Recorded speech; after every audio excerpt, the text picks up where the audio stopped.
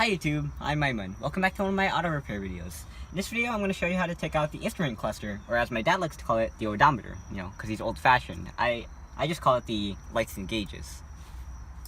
Alright, so in order to take it out, you're going to want to make sure that your steering wheel is as down as far as possible.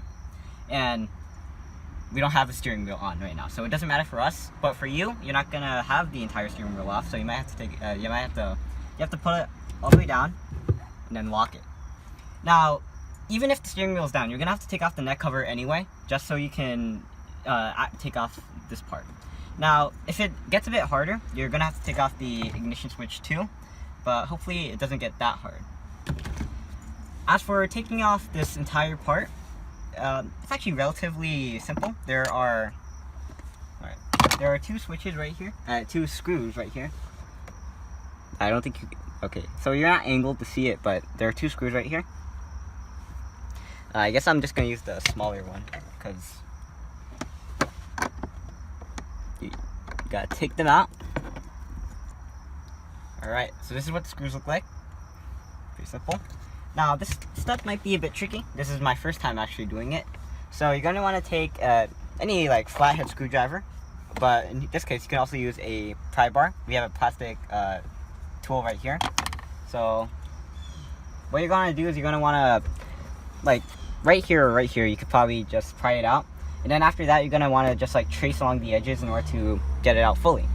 So hopefully this works. Just wedge it in there. Alright.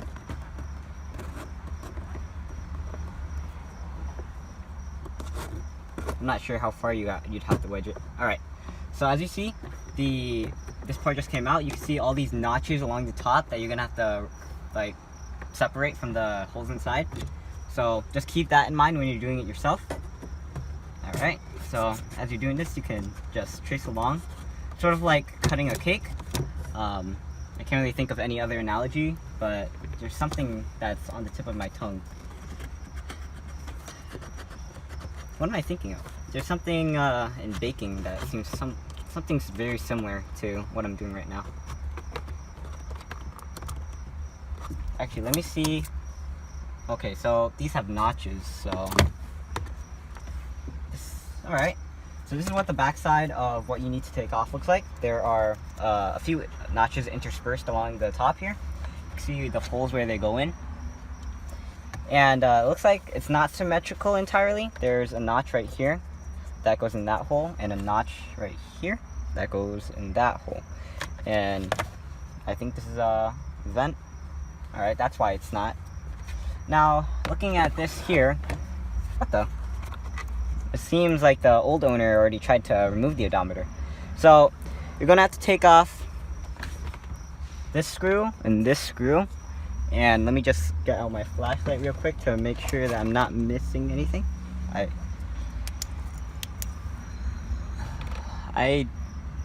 There's one up here. I don't think we have to take out these two.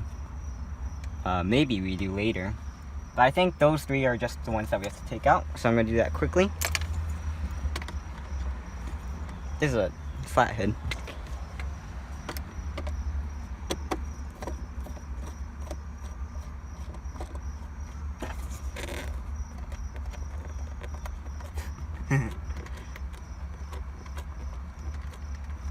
Alright. This top one. I mean, if you might not have enough room, so you might have to use the smaller one. But in the end, I think that's, let me see, maybe not entirely. When you're taking this out and it is the last screw, make sure that you hold onto it so that it doesn't fall down. You might damage it. Alright, I'm going to put that in a safe spot. Okay, you can see it's giving. I don't want to break anything, so I'm going to make sure I take it out carefully. But it looks like there's something in the back that's keeping it in place. Now, oh, never mind. Alright, so now that I take it out, I'm going to take it out just so I can see the wires. Hopefully they're long enough so that I can see them. Alright, so right here we have just one big connector, and has a really tiny button. I don't know why, but all the connectors have this really tiny push button. I'm gonna push it. I'm gonna try to not damage the odometer, but I'm gonna try to. Alright, so just a normal amount of force to take it out, but that's what the connector looks like. Such a big connector for only one hole, and that's what the odometer looks like. Yeah, that's actually pretty simple. Alright, so even I have started to call it an odometer. It's still an instrument cluster though. Alright, so just imagine that we have the steering wheel on right now.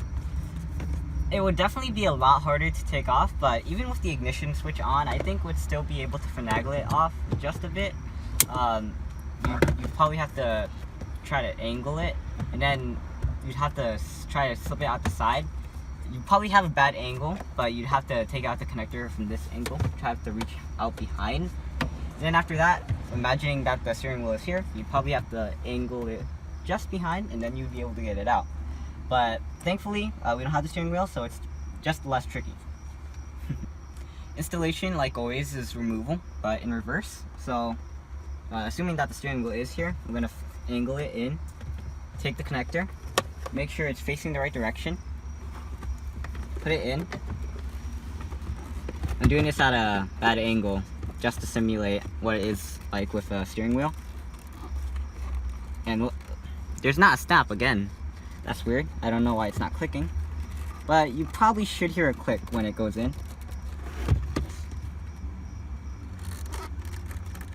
Okay, now it got in. Now we're going to slide it in to make sure you finagle it around the steering wheel, the hypothetical steering wheel of destiny. And then you should be able to take note of, actually, one thing I should mention is that you should probably take note of the notches. There looks like one here. Wait a second. Alright, so it doesn't look like there's any noticeable notches. So I'm just going to slide it in. I'm going to make sure it aligns at the top and aligns at the bottom. And when we get it in place, it should hopefully stay that way. Alright, so now we're going to take the screws, put them back on.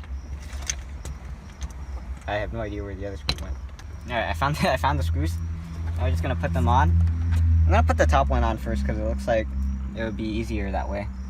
You know, if we need to keep it in place. Alright, just a few threads. I could probably tighten it actually.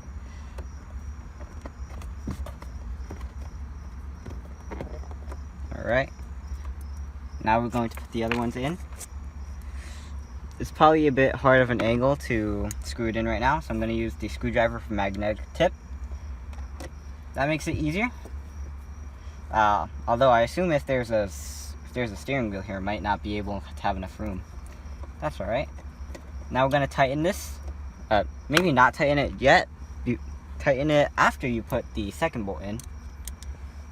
And for a good reason, you might need to realign the instrument cluster in order to get the second screw in. Alright. Looking at the both screws, it looks like on this side there's a little nub. There's a little nub that acts as an alignment, but this side apparently doesn't have one. I don't know why. Maybe that's something the old owner did. But just something to know when you're trying to put the instrument cluster back on. Alright, so once we have them tightened, and hopefully I didn't cross any threads. Be careful with that. Alright. So now that we have that tightened, we can put on the cover. So this one, like I said, is just snaps on, so make sure notches. One notch here, one notch here. Then, if I remember correctly, these were the last ones to come out, so they are the first to go on. Snap in place. And then that snap in place. Tip-top shape. And there's where the two screws go.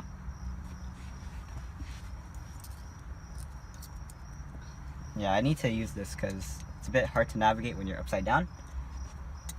these are very useful tools, screwdrivers with magnetic tips. If you ever can find one on cheap, definitely get it. Alright. Looking good. Alright. And there we go. I'm Aiman, and I just showed you how to remove and replace the, well, instrument, or if you're old-fashioned, you can call it odometer, or like if you're me, lights and gauges. And thanks for watching. Please like, comment, subscribe, look at our videos on Aiman, especially taking apart the parts of this car. I do a lot of videos on taking apart the parts of this car. For example, I took apart the steering wheel, as you can see, taking apart the back seat, and if you decide to check it out, I'll see you there. Mechanic Aiman signing out. Peace.